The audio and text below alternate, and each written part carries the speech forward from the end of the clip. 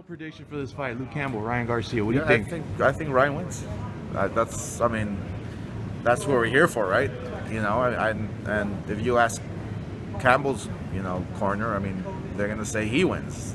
It's a war of words. It's a war of psychological warfare, right?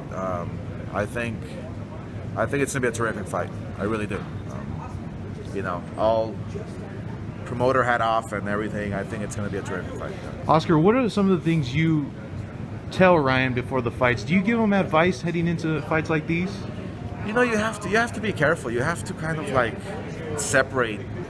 Have that separation with the fighter and promoter, and because I was a fighter myself once, right? And so I really didn't like my promoter telling me what to do, or so I have to keep that distance. I have to respect that, right? If he asks for guidance and advice, then that's a whole different story. I'm more than happy to give him whatever advice he needs. Definitely. That's interesting that you say that, because you see some of these great athletes who now coach or manage, they're usually not, like Michael Jordan, for instance, is not the best general manager. Exactly. So that's interesting to see how you taking a step back, and I think that's the right move. No, it's the right attitude to have. Just because I made it, in my boxing, career, and now I'm a promoter. It doesn't mean that I can be a good, teacher, or I can be a good, counselor or whatever. Definitely. Or give advice, or it all just depends, on how the fighter takes it. If he wants it, then yeah, absolutely, I'm more than happy to. Oscar, I saw your tweet yesterday. You said there's a good possibility Munguia taking on Triple G at some point. Yeah, we're in serious negotiations right now with Triple G's people. Would be a great fight. I think that's the fight to make. People were talking about Triple G versus Demetrius Andrade. No. Why?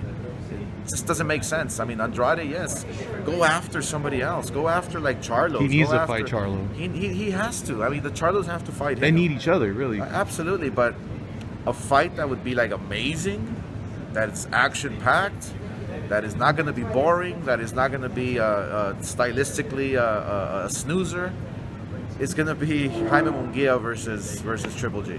That's the bottom line. That's fireworks all written all over. That is fireworks, yeah. And look, if my guy loses, then he loses. But I'll tell you one thing, he's going to go out with his shield. To fight, yeah. Absolutely. Last thing, Oscar, I talked to you before the Teofimo Loma fight, and you were one of the few people who gave Teofimo a legit shot, and you actually said he might actually win. Yeah. Can you kind of just reflect on his performance against Loma? No, I had said yes, that Lomachenko's the real deal, obviously.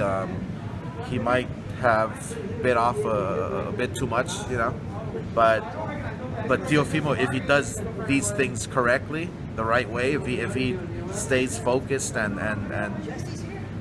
I guess sticks with his game plan, and which he did, and he won.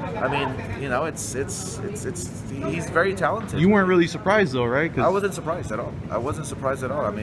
I've seen Teofimo fight, and he has the goods. He's a special fighter, and I love the fact that he loves the ring belt. I've always said that the ring belt is like the belt.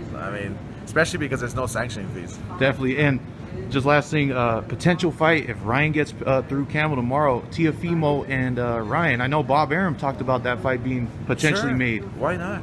Absolutely. And by the way, I actually want to go and visit Bob Arum in Las Vegas as just like a friendly trip to go and say hi to him, and and maybe in the meantime we can talk about making some good fights happen. Some big fights on the horizon. Appreciate you, Oscar. All right, man. Take it easy. Thanks, guys.